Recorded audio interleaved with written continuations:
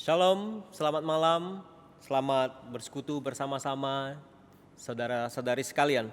Mari kita menikmati persekutuan doa pada malam hari ini, keindahan persekutuan bersama-sama. Mengawali pujian kita, mari kita agungkan Allah kita. Kita nyanyikan pujian ini, Tuhanku, ya Allahku, Engkau perlindunganku.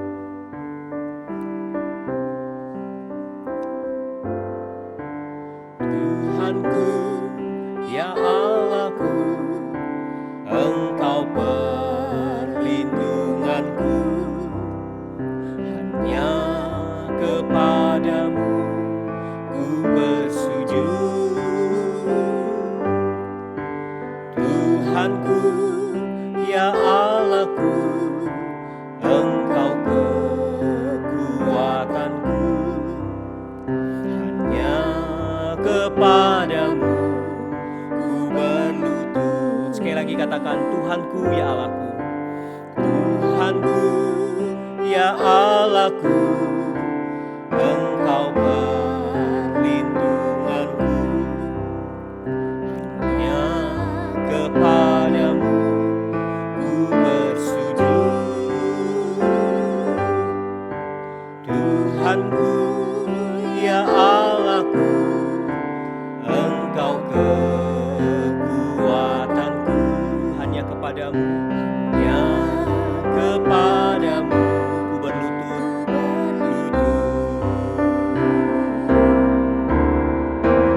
Aku memuji Engkau Yesus, menyembah kepadamu.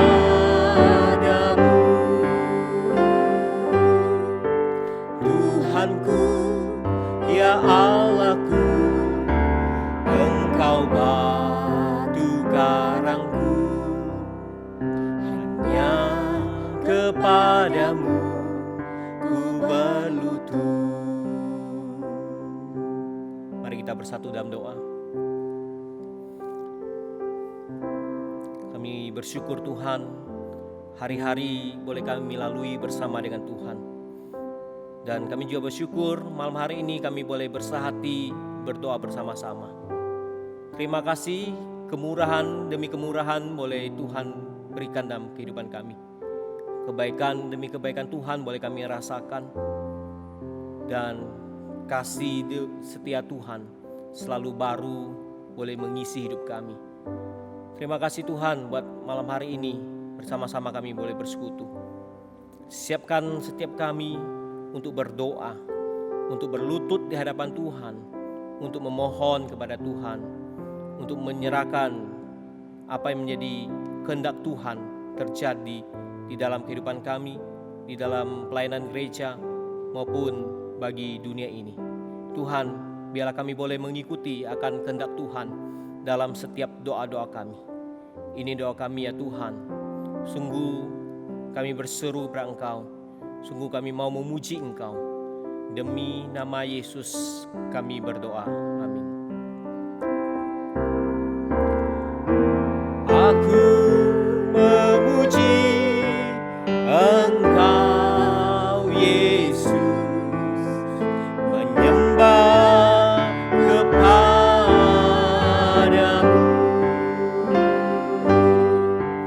Tuhanku, ya Allahku, Engkau batu karangku. Hanya kepadamu ku berlutut. Benar saudara, hanya kepada Tuhan kita datang berlutut memohon kepadanya di dalam persekutuan ini. Mari yang pertama-tama saya mengajak kita untuk berdoa bersama-sama untuk kehidupan rohani kita masing-masing. Kehidupan rohani jemaat dapat bertumbuh dalam keadaan yang tidak mudah seperti saat ini. Iman yang terus berpengharapan dalam Kristus kita doakan. Pergumulan di tengah pilihan-pilihan hidup, pilihan-pilihan yang berat untuk mengambil keputusan tertentu, kita serahkan ke dalam tangan Tuhan. Mari kita buka suara, kita doa bersama-sama untuk setiap kita dalam tangan Tuhan, untuk setiap jemaat Tuhan. Kami Kami menyerahkan ya Tuhan untuk kehidupan rohani bagi setiap kami. Kau tahu di tengah pandemi ini, hal ini pun berefek pada kehidupan kerohanian kami. Tuhan, kami mohon anugerah-Mu, kekuatan daripada Tuhan untuk menolong kami, menguatkan kami, mengeluarkan kami dari kelemahan-kelemahan kami. Tuhan yang kuatkan, Tuhan yang sempurnakan. Pada malam hari ini juga kami menyerahkan, di tengah kondisi ini, iman kami tidak menjadi runtuh, tapi kami tetap kuat, tetap setia di hadapan Tuhan. Tuhan, sekali lagi kami menyerahkan untuk pergumulan-pergumulan kami, khususnya ketika kami diperhadapkan mengambil keputusan-keputusan. Berilah hikmat-Mu sehingga kami boleh mengambil keputusan yang tepat. Keputusan yang sangat berat pun kami boleh mengambilnya sesuai dengan kehendak-Mu. Tolong setiap kami yang lemah ini Tuhan, untuk kehidupan rohani kami, pertumbuhannya, iman yang bergejolak, Tuhan yang menolong agar kami terus memandang berat Tuhan. Demikian juga untuk setiap keputusan-keputusan kami. Demi nama Yesus kami berdoa. Amin. Hal yang kedua, mari kita doakan untuk kehangatan kasih di dalam keluarga, baik suami istri, orang tua dan anak, maupun kehangatan keluarga besar sebagai saudara kandung. Kita doakan. Terkadang ada konflik yang sedang meruncing dalam kehidupan pernikahan kita. Ada kesulitan untuk berkomunikasi antara anggota keluarga satu sama yang lainnya. Kita berdoa hadapan Tuhan, kiranya kasih Kristus yang boleh memulihkan pada setiap keluarga-keluarga Kristen yang sedang mengalami permasalahan. Mari kita berdoa. Sekali lagi Tuhan, kami menyerahkan dalam tangan-Mu, Kau yang membentuk kehidupan pernikahan kami. Kami tahu Tuhan, di dalam relasi kami, komunikasi kami, hal-hal yang kami jalani dalam pernikahan bukanlah hal yang mudah. Kami terus belajar, kami terus bergumul dalam setiap pergumulan-pergumulan pernikahan kami. Mungkin saat ini Tuhan, ada komunikasi yang sedang tegang dalam keluarga, komunikasi yang sedang meruncing dan kami sulit untuk mengatasinya. Sekali lagi kami mohon anugerah Tuhan boleh terjadi antara suami istri, orang tua dan anak, maupun saudara-saudara lainnya, saudara kandung kami satu sama yang lainnya. Tuhan menolong untuk kami mempraktekkan kasih-Mu Tuhan, sehingga kami belajar untuk mengasihi saudara kami. Tuhan, sekali lagi kami serahkan dalam tangan-Mu untuk setiap pergumulan-pergumulan keluarga yang sedang kami hadapi saat ini. Tuhan, tolong kami tahu Tuhan tidak membiarkan kami begitu saja di dalam kami menjalani pernikahan ini. Tuhan tidak ingin pernikahan kami menjadi gagal oleh karena pilihan dan keputusan kami yang salah. Tuhan, pada malam hari ini, Tuhan tolong kami, pulihkan setiap keluarga kami yang sedang bermasalah saat ini. Tuhan, biarkan kami memiliki kerendahan hati untuk saling menerima, saling mengampuni, saling mengerti, saling memahami satu sama yang lainnya. Terima kasih Tuhan, Kau mengetahui keluarga-keluarga Kristen yang sedang bermasalah saat ini. Kami mohon jaman kuasa-Mu untuk menolong mereka. Campur tangan Tuhan, dekapan kasih Tuhan boleh memulihkan cinta kasih kami dalam keluarga. Terima kasih Bapa, demi nama Yesus kami berdoa. Amin. Mari kita juga doakan untuk orang-orang yang sedang mengalami tekanan, yang stres, yang frustasi maupun depresi. Di tengah masa pandemi ini, banyak orang mengalami hal-hal demikian. Mungkin itu orang Kristen, mungkin itu orang yang kita kenal, orang yang dekat dengan kita. Kita doakan mereka. Mereka sedang bergumul berat terhadap masalah keuangan, terhadap masalah pekerjaan, terhadap kesehatan, maupun mereka yang sedang dirundung oleh kedukaan. Sekali lagi, mari kita doa bersama-sama untuk orang-orang yang kita kenal mungkin, orang-orang yang berada dekat dengan kita, mereka yang sedang mengalami masalah. Kita mohon Tuhan memberikan kekuatan kepada mereka. Mari kita buka suara, kita doa bersama-sama.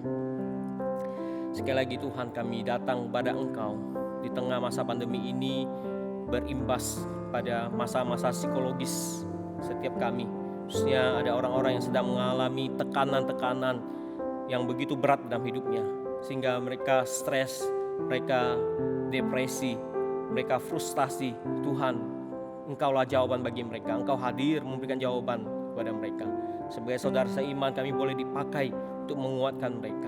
Demikian juga kami mengingat ya Tuhan, mereka yang sedang bergumul berat di dalam pekerjaan mereka, yang sedang mengalami masalah keuangan, yang sedang dirundung kedukaan, Tuhan yang menolong. Dan terlebih juga kami mengingat ada beberapa orang yang sakit karena masa pandemi ini, Tuhan yang menolong mereka. Di tengah kesulitan hidup yang mereka alami saat ini, biarlah Tuhan yang memberikan kekuatan kepadanya, sehingga memiliki pengharapan di dalam Tuhan dan terus berharap kepada Tuhan. Ini doa kami ya Tuhan. Tuhan, jangan tinggalkan kami yang sedang lemah. Tuhan, Engkau yang hadir, dan kami menyerahkan diri kami sepenuhnya di tengah permasalahan yang kami alami. Terima kasih ya Allah. Demi nama Yesus Kristus kami berdoa. Amin. Tuhanlah pengharapan kita. Mari kita katakan pada jiwa kita untuk berharap kepadanya. Kita nyanyikan pujian ini, hai jiwaku.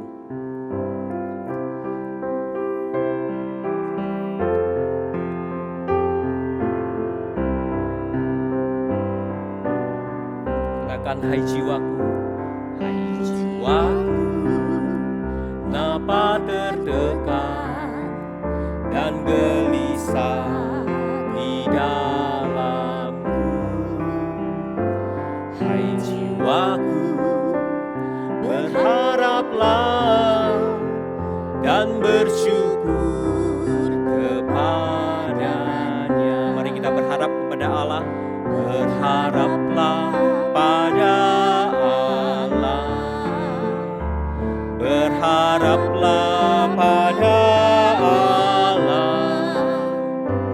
Berharaplah pada Allah, penolongku dan Allahku. Selanjutnya mari kita akan berdoa. Kita mendukung dalam doa untuk GKPJ cabang Kuala Tungkal, khususnya untuk persiapan pembangunan gereja yang akan segera dimulai. Kita doakan untuk setiap panitia yang terlibat di dalam pelayanan ini. Kita juga doakan untuk Pos PI Muara Bungo, untuk gerakan kelompok kecil, supaya anggota kelompok kecil mereka tetap konsisten mengikuti kelompok kecil. Sekalipun nanti sudah dimulai ibadah seperti biasa, mereka tetap setia untuk mengikuti kelompok kecil.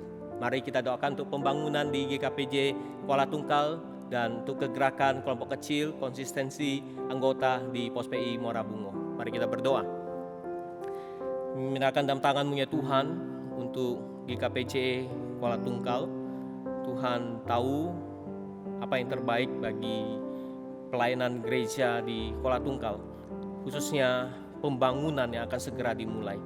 Biarlah waktu Tuhan dinyatakan dengan tepat, sehingga pembangunan itu dapat dilaksanakan dengan baik. Segala persiapan-persiapan teknis untuk pembangunan ini kami serahkan. Untuk setiap panitia yang tergabung dalam pelayanan ini, Tuhan berikan mereka hikmat, kesehatian untuk merencanakan dengan baik pembangunan ini. Tuhan, kami serahkan sekali lagi untuk proses pembangunan gedung gereja di Kuala Tungkal ke dalam tangan kasih-Mu. Demikian juga kami mengingat Pos PI Muara Bungo. Tuhan juga memberkati di dalam pelayanan kakak mereka. Kami berdoa di hadapan Tuhan, setiap anggota kelompok kecil mereka konsisten mengikuti kelompok kecil mereka. Sekali lagi kami menyerahkan untuk Contoh Ramata sebagai pemimpin kelompok kecil di sana, pakai dia untuk boleh membimbing, mendampingi secara rohani untuk pertumbuhan kelompok kecil di sana. Sekalipun nanti sudah mulai ibadah seperti biasanya, Tuhan tetap memberikan hati yang konsisten kepada mereka untuk mengikuti kelompok kecil ini. Terima kasih ya Allah, kami serahkan, kami berdoa demi nama Yesus. Amin. Selanjutnya kita doakan untuk jemaat Pos Sarolangun. Kita doakan untuk kehidupan iman rohani mereka. Semakin hari semakin boleh mengenal Allah, dan khususnya mereka tidak lagi hidup kompromi terhadap kepercayaan mereka yang sebelumnya. Dan kita juga doakan untuk Pos Tembesi, untuk kesehatian pelayanan pengurus di sana, untuk kedewasaan iman mereka. Kita doakan kepada Tuhan. Mari kita serahkan untuk Pos Sarolangun dan Pos Tembesi. Menyerahkan dalam tangan-Mu Tuhan untuk kehidupan, iman, pertumbuhan daripada jemaat-jemaat yang ada di Sarolangun. Kami serahkan tangan-Mu Tuhan. Kau yang menolong mereka untuk boleh bertumbuh dewasa dalam Tuhan. Setahap demi setahap mereka melalui proses ini, menjadi murid yang siap dibentuk oleh Tuhan. Khususnya Tuhan, di tengah iman mereka, mereka pun tidak kompromi lagi dengan kepercayaan mereka yang sebelumnya. Tuhan kuatkan dan teguhkan mereka. Jikalau ada godaan dan tantangan untuk membuat mereka balik kembali pada kepercayaan lama, Tuhan ingatkan mereka. Kiranya kasih setia Tuhan menaungi mereka. Tuhan, kami menyerahkan juga untuk pos Tembesi. Kami serahkan dalam tangan-Mu untuk kesehatian jemaat di sana, kesehatian pengurus untuk melayani bersama-sama. Tuhan, kami juga rindu kedewasaan rohani boleh mereka dapatkan.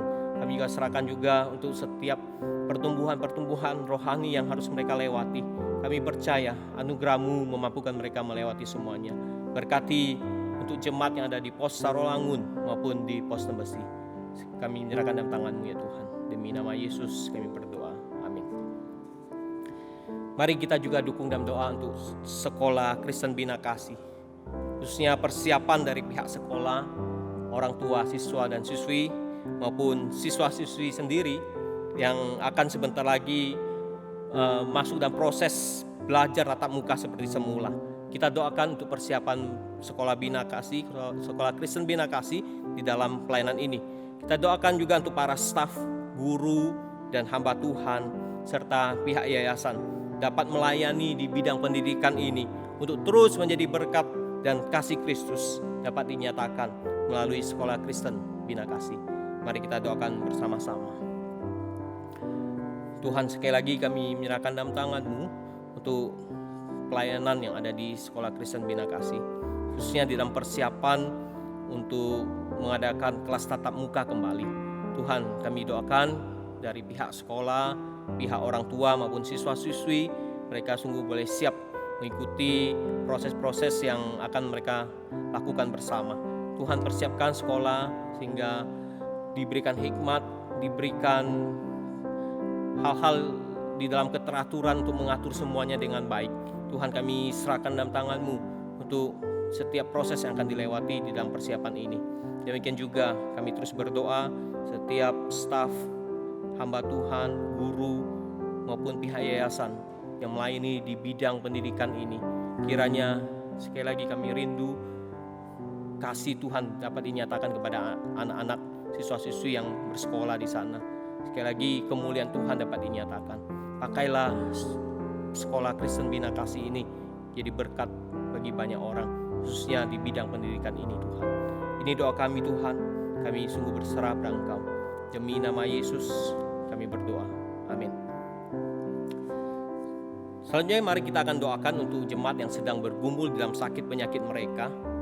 Kita ingat beberapa minggu yang lalu kita sudah mendoakan Ibu Ong Ching Wei, mama dari Ibu Yang Mei-chen yang sakit stroke, kemudian Ibu Luther yang sedang lemah tubuh, Ibu Lee Teo Chun atau mama dari Evangelis Lindawati yang sedang lemah tubuh, Ibu Ng Sak Kyun. Kita juga doakan mama Ibu Karisma yang sakit saraf leher dan stroke ringan. Kemudian kita juga doakan untuk Asiel, anak Bapak Timin dan Ibu Rita yang sedang sakit kanker limfoma. Mari kita doakan bersama-sama, dan juga kita mengingat kalau ada jemaat atau saudara kita, saudara seiman kita yang sedang sakit saat ini, kita mohon Tuhan jamah dengan kasih setianya untuk memberikan kesembuhan. Mari kita buka suara, kita doa bersama-sama. Kami menyerahkan dalam tangan-Mu Tuhan untuk jemaat-jemaat yang sudah kami sebutkan namanya. Kami terus berdoa memohon mereka, memohon kesembuhan bagi mereka di tengah masa usia indahnya, di tengah kerentanan tubuhnya terhadap sakit penyakit. Tuhan yang menolong. Ada Ibu Ong Ching Wei, Ibu Luther, Ibu Ng Sak Kyun, kami serahkan tangan-Mu. Ibu Lee Teo Chun, kami serahkan dalam tangan-Mu. Tuhan yang menolong mereka di tengah sakit yang dialami. Dan kami juga mengingat ada anak Asial yang sedang bergumul dengan kankernya. Tuhan berikan kekuatan kepadanya, khususnya kedua orang tuanya diberikan keteguhan iman. Tuhan yang menolong mereka. Tuhan, sekali lagi kami menyerahkan untuk orang-orang yang sedang sakit saat ini, yang terbaring lemah di rumah sakit maupun di rumah. Tuhan jamah dengan kuasa-Mu. Yang sakit sudah lama atau yang sudah lama mengalami pergumulan sakit ini, Tuhan yang menolong mereka untuk boleh tetap sabar atas sakit penyakitnya dan terus berharap pada Tuhan. Terima kasih ya Allah, demi nama Yesus kami berdoa, amin. Saat ini saya juga memberikan waktu kepada kita masing-masing untuk berdoa, untuk pergumulan pribadi, untuk sesuatu hal yang mau kita katakan kepada Tuhan, untuk sesuatu hal yang mau kita mohonkan kepada Tuhan. Mari kita ambil waktu ini untuk tenang, untuk berdoa secara pribadi.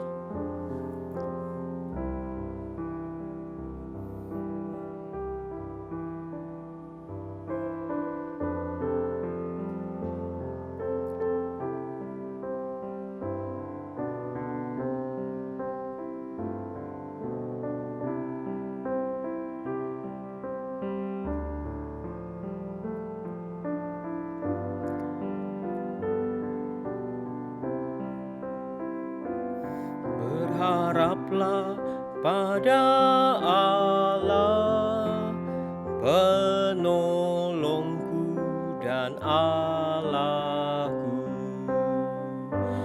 Berharaplah pada Allah, berharaplah pada Allah,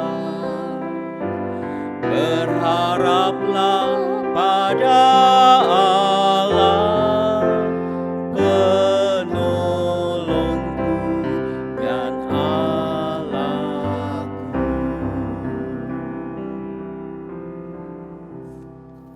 Mari kita mempersiapkan hati kita untuk mendengarkan renungan firman Tuhan yang akan disampaikan oleh penginjil Cornelius dengan tema penyerahan total.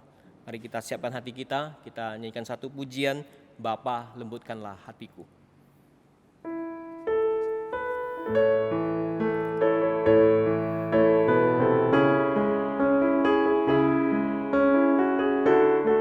Kita mohon Tuhan mengajar hati kita, melembutkan hati kita. Katakan, Bapa lembutkanlah hatiku. Bapa lembutkanlah hatiku untuk dapat lebih mengasihimu. Bapa, bentuklah diriku untuk dapat menjadi saksimu dan mengerti rencanamu di dalam hidupku. Jadikan aku semakin indah di hadapanmu. Terima kasih Yesusku, terima kasih Yesusku. Puji syukur hanya bagi Tuhanku. Terima kasih Yesusku, terima kasih Yesusku. Puji syukur hanya bagi Tuhanku. Puji syukur hanya bagi Tuhanku. Katakan sekali lagi, puji syukur. Puji syukur hanya bagi Tuhanku.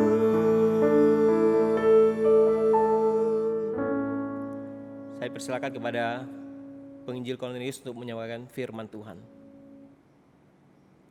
Shalom Bapak Ibu yang terkasih dalam Tuhan Yesus. Kita bersyukur kepada Tuhan karena malam hari ini kita kembali boleh bersama-sama beribadah kepada Tuhan. Dan saat ini kita akan sama-sama belajar firman Tuhan.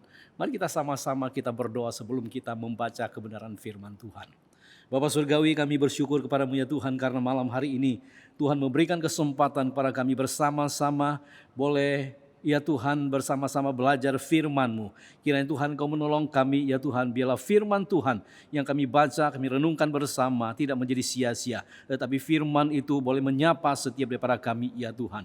Terima kasih ya Tuhan, pakailah hamba-Mu untuk boleh berkata-kata hanya menyampaikan kebenaran firman Tuhan yang boleh memberkati dan membekali setiap daripada kami ya Tuhan. Terima kasih Tuhan, dengarkan doa kami yang kami panjatkan di dalam nama Yesus Tuhan dan Juru Selamat kami yang hidup.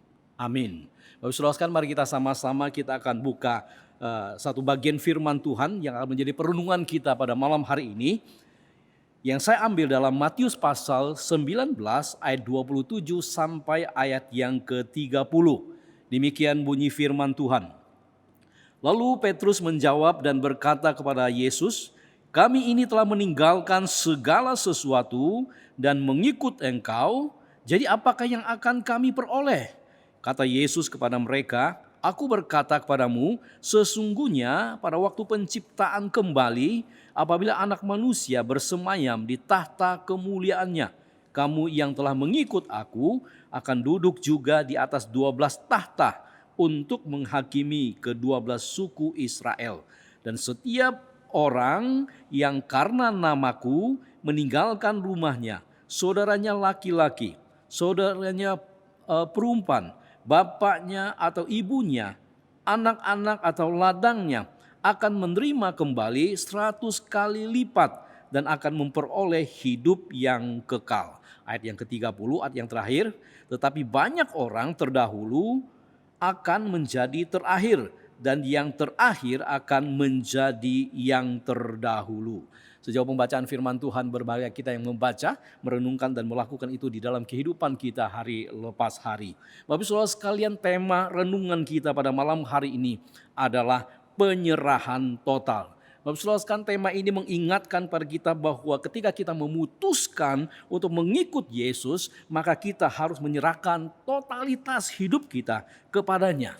Karena kita percaya bahwa Dia akan memelihara kita dengan sempurna. Walaupun kita tidak bisa sangkali bahwa mungkin masih ada persoalan, mungkin masih ada masalah yang datang menerpa kehidupan kita. Namun saudara sekalian, Tuhan berjanji bahwa Tuhan akan memelihara kita. Tuhan akan mendampingi kita untuk menghadapi persoalan-persoalan yang kita alami di dalam kehidupan kita. Tetapi saudara-saudara sekalian, yang menjadi pertanyaan adalah, saudara sekalian, mengapa kita seringkali tidak bisa menyerahkan totalitas hidup kita kepada Tuhan? Saudara sekalian, saya menemukan ada beberapa alasan. Alasan yang pertama, saudara sekalian, karena kita kurang percaya dan beriman kepada Tuhan. Yang kedua, karena kita lebih mengandalkan diri kita sendiri. Dan yang ketiga, saudara sekalian, karena kita terlalu mengkhawatirkan banyak hal di dalam kehidupan kita. Saudara sekalian, ketiga alasan inilah seringkali saudara sekalian membuat kita tidak bisa menyerahkan totalitas hidup kita kepada Tuhan dalam kita mengikut Dia. Bapak saudara sekalian, bagian Alkitab yang kita baca tadi, saudara sekalian, kita juga menemukan hal yang sama. Saudara sekalian, murid-murid Yesus pada waktu itu, khususnya Petrus, saudara sekalian. Itulah sebabnya saudara sekalian, Petrus kemudian bertanya kepada Tuhan Yesus, "Guru, kami telah meninggalkan segala sesuatu dan mengikut Engkau. Jadi apakah yang akan kami peroleh?" Saudara sekalian, jika kita membaca seluruh pasal 19 ini, maka saudara sekalian, kita akan menemukan bahwa pertanyaan daripada Petrus ini sangat erat kaitannya dengan perikop sebelumnya. Nah saudara sekalian, apa perikop sebelumnya? Perikop sebelumnya saudara sekalian bercerita tentang seorang anak muda yang kaya, yang kemudian datang pada Yesus dan bertanya, "Guru, apa yang harus aku lakukan untuk supaya bisa memperoleh hidup yang kekal?" Lalu kemudian Tuhan Yesus menjawab, "Jikalau engkau mau memiliki hidup yang kekal, maka turutilah semua perintah Tuhan." Lalu kemudian saudara sekalian, pemuda itu dengan optimis menjawab Yesus, "Guru, semua sudah saya turuti, apalagi yang masih kurang?" Lalu kemudian Tuhan Yesus berkata kepada pemuda itu, "Kalau engkau mau sempurna, jualah hartamu dan kemudian berikanlah kepada orang-orang miskin, maka kamu akan memperoleh harta di surga. Dan kemudian datanglah kepadaku dan ikutlah aku." Nah, Bapak saudara sekalian, pada waktu anak muda ini mendengar perkataan Tuhan Yesus ini, maka kemudian saudara sekalian, Alkitab mengatakan bahwa dia pergi dengan hati yang sedih oleh karena banyak hartanya. Bapak saudara sekalian, pemuda ini tidak bersedia menyerahkan dirinya untuk mengikut Yesus. Karena dia berpikir saudara sekalian bahwa dia akan kehilangan hartanya yang banyak itu jika dia mengikut Yesus. Bapak saudara sekalian, sikap pemuda inilah yang kemudian memicu pertanyaan daripada Petrus kepada Tuhan Yesus. "Guru, Kami telah meninggalkan segala sesuatunya dan mengikut Engkau. Jadi apakah yang akan kami peroleh? Bapak saudara sekalian, saya kira pertanyaan daripada Petrus ini adalah pertanyaan yang sangat logis, masuk akal dan bisa diterima. Karena pada waktu Petrus dan juga murid-murid yang lainnya, ya, mereka memutuskan untuk mengikut Yesus, maka mereka harus meninggalkan segala sesuatunya dan mereka tidak mendapatkan upah apa-apa. Mereka harus meninggalkan keluarganya, mereka harus meninggalkan juga pekerjaannya, mereka harus juga meninggalkan orang-orang yang ada di dekat mereka. Dan bahkan mungkin saudara sekalian, mereka mungkin tergoda juga untuk memiliki harta kekayaan dan kehidupan yang nyaman seperti anak muda yang kaya tersebut. Sehingga kemudian saudara sekalian, Petrus bertanya kepada Tuhan Yesus dengan pertanyaan seperti demikian.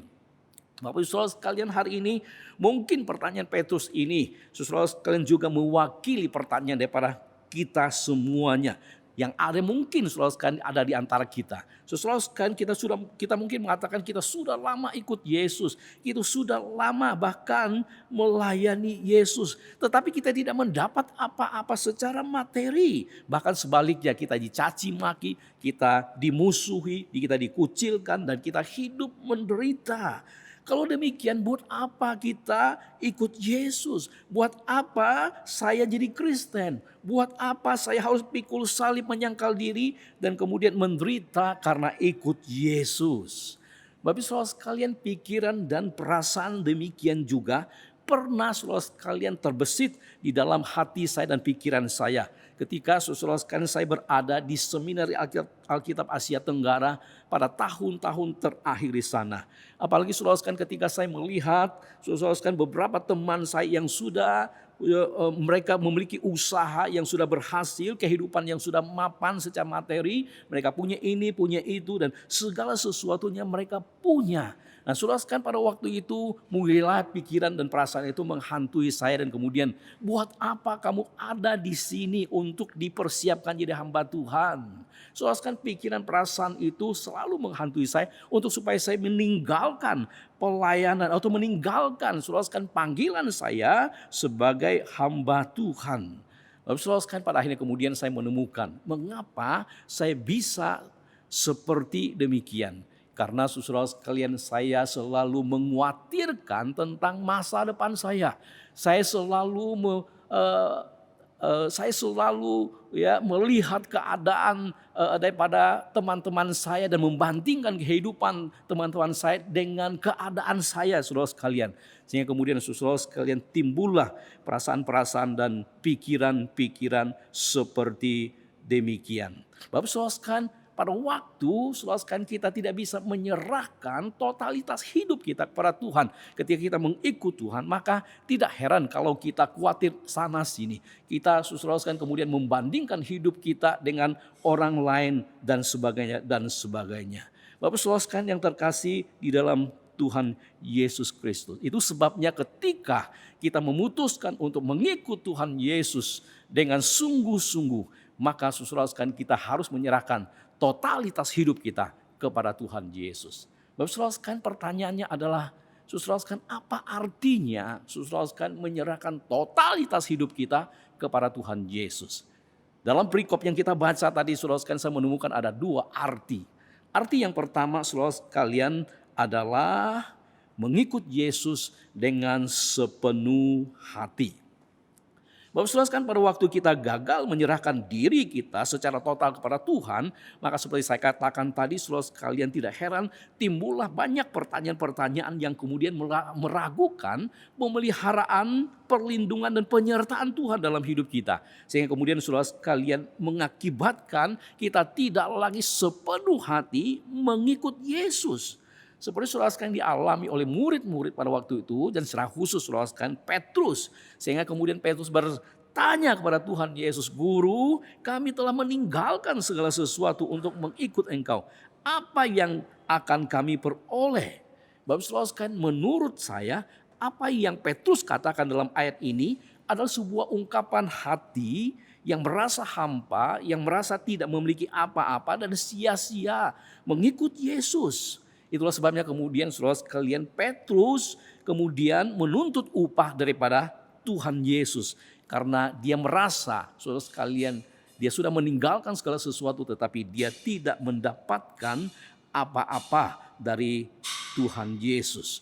Bapak Saudara sekalian yang terkasih di dalam Tuhan kita Yesus Kristus. Pada waktu kita mengikut Tuhan, saudara sekalian, kita masih memikirkan tentang upah dan kemudian kita masih memikirkan tentang untung rugi. Maka saudara sekalian, disitulah terlihat bahwa kita tidak sungguh-sungguh ikut Yesus. Sebab pada waktu kita ikut Yesus, maka saudara sekalian, kita tidak memikirkan tentang upah, kita tidak memikirkan untung ruginya, tetapi kita rela memberi diri sepenuhnya untuk mengikut Yesus, untuk mengiring Yesus, menyerahkan diri sepenuhnya dan rela menderita, memikul salib, menyangkal diri dan sebagainya. Saudara sekalian, kalau kita sungguh-sungguh mau ikut Yesus. Inilah Bapak Saudara sekalian yang saya maksudkan berserah diri secara total kepada Tuhan kita Yesus Kristus ketika kita mengikut Dia. Bapak Ibu Saudara sekalian, menarik sekali jika kita melihat keseluruhan perikop ini, maka kita akan menemukan bahwa Yesus tidak mengatakan bahwa Dia tidak akan memberikan upah apapun kepada mereka yang sungguh-sungguh mengikut Dia. Tetapi saudara sekalian, Yesus kemudian memberikan sebuah jawaban yang sangat mengagumkan. Karena upah yang mereka terima bukan hanya saudara sekalian secara materi dan bersifat temporel. Tetapi saudara sekalian, mereka justru akan menerima upah yang lebih baik, lebih permanen sifatnya, kekal dan mulia. Nah Bapak saudara sekalian, apa saja ya mereka akan terima upah itu ketika mereka sungguh-sungguh ikut Yesus. Mari kita sama-sama kita lihat beberapa bagian ini. Yang pertama saudara sekalian, kita lihat di ayat yang ke-28. Yesus berkata kepada mereka, "Aku berkata kepadamu, sesungguhnya pada waktu penciptaan kembali, apabila Anak Manusia bersemayam di tata kemuliaannya, kamu yang telah mengikut aku akan duduk juga di atas 12 tahta untuk menghakimi ke-12 suku Israel." Nah Bapak Saudara sekalian, ayat ini jelas sekali mengatakan bahwa mereka akan duduk di atas tahta, ya 12 tahta untuk menghakimi 12 suku Israel. Dengan kata lain saudara sekalian, mereka akan memerintah bersama-sama dengan Tuhan Yesus ketika penciptaan kembali nanti, yaitu pada waktu bumi dan langit yang baru. Saya kira Bapak Saudara sekalian, ini adalah sebuah upah yang sangat mengagumkan. Sebuah upah yang tidak bisa dibeli dengan apapun atau ditukar dengan apapun juga. Karena upah itu berupa sebuah status, posisi kedudukan yang sangat tinggi, yaitu memerintah bersama-sama dengan Tuhan Yesus. Bapak Saudara sekalian, coba kita bayangkan mereka duduk di atas tahta untuk memerintah bersama-sama dengan Tuhan Yesus. Saudara sekalian, kita yang ada di dalam dunia ini saja ketika kita ditawari sebuah kedudukan, misalnya katakanlah saudara sekalian ditawari kedudukan menjadi menteri, menjadi gubernur, menjadi bupati dan sebagainya, kita dipercayakan oleh presiden untuk memangku sebuah jabatan yang penting dalam pemerintahan. Saudara sekalian, kita mungkin begitu sangat senangnya. Tetapi saudara sekalian, mengapa raja di atas segala raja, Tuhan di atas segala Tuhan, saudara sekalian, memberikan sebuah upah, sebuah jabatan yang begitu mulia, begitu tinggi. Kita tidak, saudara sekalian, senang atau kita tidak bahagia. Kalau saya, saudara sekalian, ketika kita membaca ini, saudara harusnya, saudara sekalian, kita saudara super senang dan super bahagia untuk menerima, saudara sekalian, upah seperti demikian. Bapak saudara sekalian yang terkasih dalam Tuhan Yesus. Tapi kalau kita melihat di sini, saudara sekalian, kita melihat murid-murid tidak begitu antusias untuk menerima upah itu. Bapak saudara sekalian, itu sebabnya ketika kita sungguh-sungguh saudara sekalian untuk mengikut Yesus, maka saudara sekalian ada satu upah yang begitu mulia, yang begitu berharga yang Tuhan berikan kepada kita, yaitu bersama-sama dengan Tuhan Yesus memerintah. Karena itu saudara sekalian, jangan kecewa, jangan putus asa, jangan kehilangan harapan, dan janganlah berhenti ikut Yesus. Tetapi semangatlah, tetaplah setia, dan tetaplah antusias dan sepenuh hati untuk mengikut Dia, karena upah kita besar di surga. Lalu saudara sekalian, upah yang kedua, coba kita baca di ayat yang ke-29a. Berkata demikian, dan setiap orang yang karena namaku meninggalkan rumahnya, saudaranya laki-laki atau saudaranya perempuan, bapaknya atau ibunya, anak-anak atau ladangnya akan menerima kembali 100 kali lipat. Baru saudara, pada waktu saya membaca ayat ini, hampir saya tidak yakin bahwa apa yang dikatakan oleh Tuhan Yesus ini benar adanya. Saudara, kita akan mendapatkan 100 kali lipat apa yang telah kita korbankan.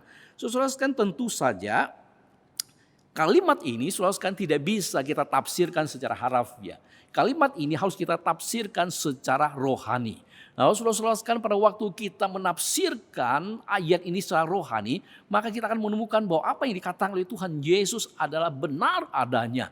Sebab pada waktu kita percaya kepada Tuhan Yesus, maka saudara, kita terhisap dalam sebuah keluarga Allah yang di dalamnya saudara, ada bapa, ada ibu, ada saudara-saudara perempuan, saudara-saudara laki-laki yang saudara sekalian siap mengasihi kita, yang siap membantu kita, yang siap berbagi dengan kita, baik itu ya berbagi secara jasmani ataupun berbagi secara rohani. Saudara sekalian, inilah upah yang kedua yang akan kita terima. Saudara sekalian, ketika kita sungguh-sungguh sepenuh hati mengikut Yesus. Bapak saudara sekalian, hari ini mungkin kita berkata, upah seperti demikian adalah upah yang biasa-biasa saja. Tapi kalau boleh seperti pemuda yang kaya itu, yang banyak harta, yang punya nama dalam masyarakat, yang begitu pintar, yang diakui oleh orang-orang yang ada di sekitarnya. Dan itu baru keren. Bapak saudara sekalian, ternyata kalau kita melihat di sini, Tuhan Yesus tidak menjanjikan upah secara materi yang sifatnya temporer seperti demikian. Tetapi dia menjanjikan sebuah upah yang lebih berharga, lebih bernilai, lebih berguna, sifatnya permanen, kekal dan mulia. Bapak saudara sekalian, mungkin kita berkata, tapi kan kita masih hidup di dalam dunia ini yang masih membutuhkan kekayaan materi dan juga pengakuan orang-orang yang ada di sekitar kita. Bapak saudara sekalian, memangnya jika kita percaya kepada Tuhan Yesus, lalu kemudian kita akan menjadi miskin dan hidup melarat? Tentu saja Bapak saudara sekalian, tidak demikian. Tuhan Yesus pun saudara sekalian, kalau kita baca Alkitab, dia tidak benci dengan kekayaan materi. Selama kita tidak menjadikan materi itu sebagai tujuan hidup kita. Bahkan saudara sekalian, kalau kita membaca Alkitab dengan teliti, maka kita menemukan begitu banyak tokoh-tokoh Alkitab yang kaya raya luar biasa. Katakanlah saudara sekalian, Abraham, Ayub, lalu kemudian Daud, lalu kemudian Salomo, lalu kemudian saudara sekalian Lydia dan Filemon, dan masih banyak yang lain saudara sekalian. Mereka adalah orang-orang yang kaya luar biasa. Bahkan saudara sekalian, kalau kita membaca Kitab Ulangan pasal 28, maka saudara sekalian, di situ disebutkan bahwa Tuhan bahkan menjanjikan saudara sekalian berkat-berkat secara jasmani maupun secara rohani, yang kalau saudara sekalian orang-orang Israel pada waktu itu ya sungguh-sungguh mendengarkan suara Tuhan dan melakukan apa yang diperintahkan Tuhan kepada mereka, maka semua berkat-berkat itu, baik itu berkat jasmani maupun berkat rohani, akan turun kepada mereka. Dan ini berarti saudara sekalian bahwa Tuhan tidak alergi dengan kekayaan materi. Tetapi saudara sekalian, dalam konteks saudara sekalian mengikut Yesus, Tuhan tidak menjanjikan hal itu. Dan itu tidak berarti saudara sekalian Tuhan tidak bisa saudara sekalian memberikan upah seperti demikian kepada kita, murid-muridnya. Tapi saudara sekalian, justru Tuhan memberikan sebuah upah yang melebihi atau di atas materi yang sifatnya itu permanen, kekal dan mulia. Bapak saudara sekalian, upah yang ketiga yang bisa kita baca di dalam ayat 29b berkata begini, dan akan memperoleh hidup yang kekal. Dalam bahasa Inggris saudara sekalian berkata and inherit eternal life, dan akan mewarisi hidup yang kekal. Bapak saudara sekalian, upah yang ketiga yang akan kita terima ketika kita mengikut Yesus dengan sungguh-sungguh adalah kita akan memperoleh hidup yang kekal. Sebuah kehidupan yang tidak binasa, sebuah kehidupan yang kekal, sebuah kehidupan yang penuh dengan sukacita dan kedamaian, sebuah kehidupan yang tidak ada air mata, tidak ada penderitaan, tidak ada sakit penyakit, tidak ada kesusahan, tidak ada penderitaan, penuh dengan sukacita di dalamnya selama-lamanya bersama dengan Tuhan kita Yesus Kristus di surga. Nah, saya kira Bapak Saudara sekalian, setiap kita pasti mendambakan kehidupan seperti demikian. Inilah upah saudara sekalian yang akan kita terima ketika kita sungguh-sungguh ikut Tuhan Yesus dengan sepenuh hati kita. Itulah sebabnya saudara sekalian, apapun yang telah kita korbankan untuk mengikut Yesus, maka semuanya itu tidak sia-sia. Karena Tuhan menjanjikan bahwa Tuhan akan memberikan upah yang lebih besar, upah yang lebih baik, upah yang lebih berharga, upah yang lebih permanen sifatnya dibandingkan dengan apa yang kita telah korbankan bagi Tuhan. Lalu sebabnya saudara sekalian, giatlah dan antusiaslah di dalam kita mengikut Tuhan, karena jerih payah kita tidak sia-sia. Bapak saudara sekalian, kita mau lihat bahwa ketika kita mengikut Tuhan Yesus dengan sungguh-sungguh, dengan segenap hati kita, maka kita akan menerima triple blessing dari Tuhan kita Yesus Kristus, yaitu berkat-berkat sekarang ini, berkat-berkat pada waktu penciptaan kembali nanti, dan berkat-berkat kehidupan yang kekal bersama-sama dengan Tuhan kita Yesus Kristus di surga. Bapak saudara sekalian, bukankah berkat-berkat ini lebih jauh berharga daripada kekayaan materi yang dimiliki oleh anak muda yang kaya itu? Lalu pertanyaannya saudara sekalian, mengapa kita lebih tertarik dengan kekayaan materi yang sifatnya temporel, sifatnya sementara, dan kemudian kita rela mengorbankan segala sesuatunya demi untuk mencapai saudara sekalian kekayaan materi seperti demikian? Saudara sekalian, kita memang manusia yang kurang pintar.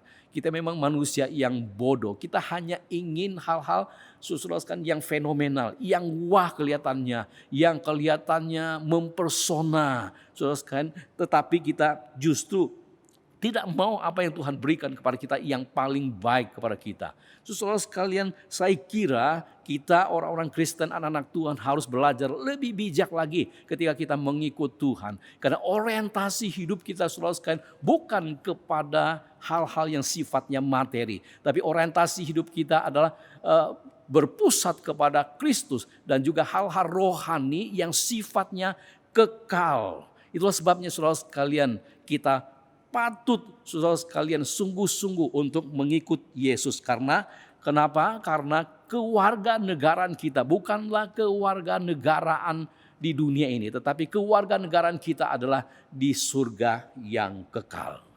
Bapak saudara sekalian, apa arti berserah diri secara total kepada Yesus ketika kita mengikut Dia? Arti yang kedua adalah melayani Dia dengan tulus hati. Bapak saudara sekalian, Alkitab memberitahu pada kita bahwa pada waktu itu Petrus dan murid-murid lainnya sedang melayani bersama-sama dengan Tuhan Yesus. Dan itu berarti bahwa mereka adalah orang-orang yang dipanggil oleh Tuhan untuk melayani.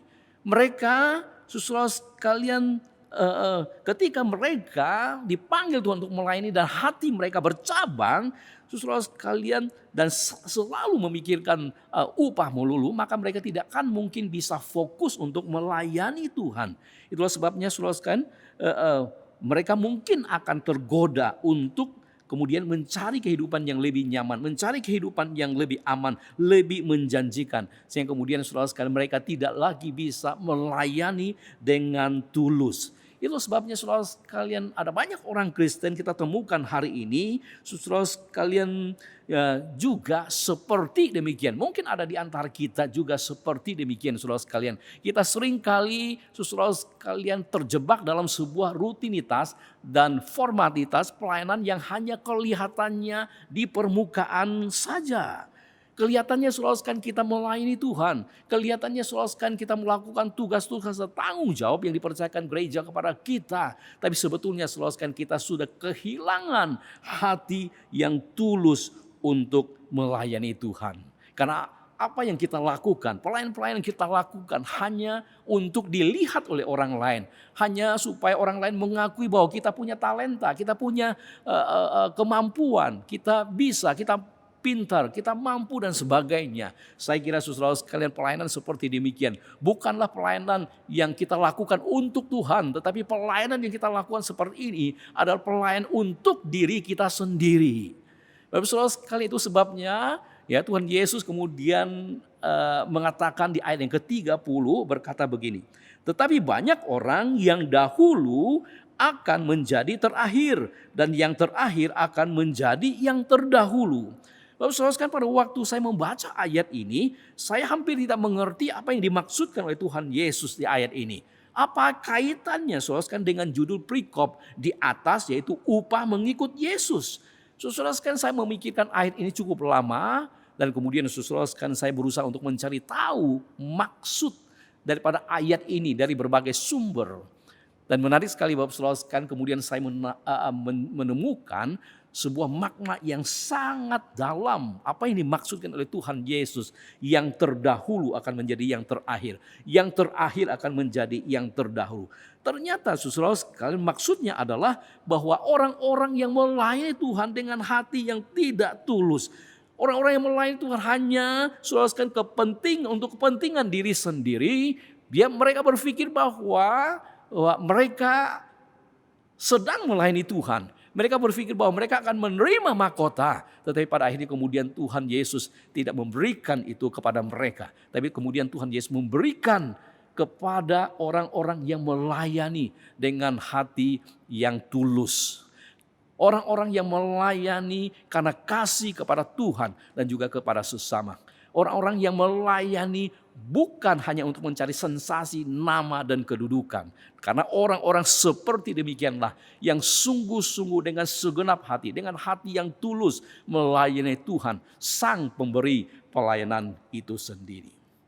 Bapak saudara sekalian, menarik sekali ketika saya membaca sebuah buku yang berjudul The End of Me. Penulis buku ini saudara sekalian mengkontraskan pelayanan daripada Tuhan Yesus dengan praktek keagamaan yang dilakukan oleh orang Farisi dan para ahli-ahli Taurat. Penulis buku ini saudara sekalian mengatakan bahwa apa yang dilakukan oleh Tuhan Yesus begitu otentik, begitu murni, begitu sejati, begitu tulus untuk orang-orang yang dia layani. Tetapi orang-orang Farisi dan para ahli Taurat itu selalu karena mereka melakukan praktek keagamaan mereka hanya untuk dilihat oleh orang lain. Itu sebabnya kemudian saudara sekalian Tuhan mencela mereka dengan sebuah kata yang sangat keras. Tuhan Yesus mengatakan, celakalah kamu hai ahli-ahli Taurat, celakalah kamu hai orang-orang Farisi, celakalah kamu orang-orang munafik. Pinggan dan cawan di sebelah luar kamu bersihkan, tetapi di dalamnya penuh dengan perampasan dan kerakusan di dalamnya. Bapak saudara sekalian, Tuhan Yesus mengatakan bahwa apa yang mereka lakukan hanya untuk dilihat oleh orang lain dan mereka sudah mendapatkan upahnya. Bapak saudara sekalian, mari hari ini kita bersama-sama kita mau belajar daripada Tuhan Yesus untuk melayani dengan hati yang tulus. Saudara sekalian, pada waktu kita mengatakan bahwa kita mau menyerahkan totalitas hidup kita kepada Tuhan, maka itu berarti saudara sekalian kita juga mau mengikut Yesus dengan segenap hati kita. Dan kita juga mau melayani Tuhan Yesus dengan tulus hati. Kiranya Tuhan memberkati firman-Nya. Amin. Mari kita berdoa. Bapa Surgawi, kami bersyukur kepadamu ya Tuhan untuk firman Tuhan yang boleh kami baca, kami renungkan bersama. Kiranya Tuhan menolong kami untuk kami boleh mengaplikasikan firman itu di dalam kehidupan kami hari lepas hari ya Tuhan. Terima kasih Tuhan, kami berdoa, kami bersyukur di dalam nama Yesus, Tuhan dan Juru Selamat kami yang hidup. Haleluya, amin. Saudara sekalian, ibadah kita selesai, saat teduh, Tuhan Yesus memberkati. Selamat malam, amin.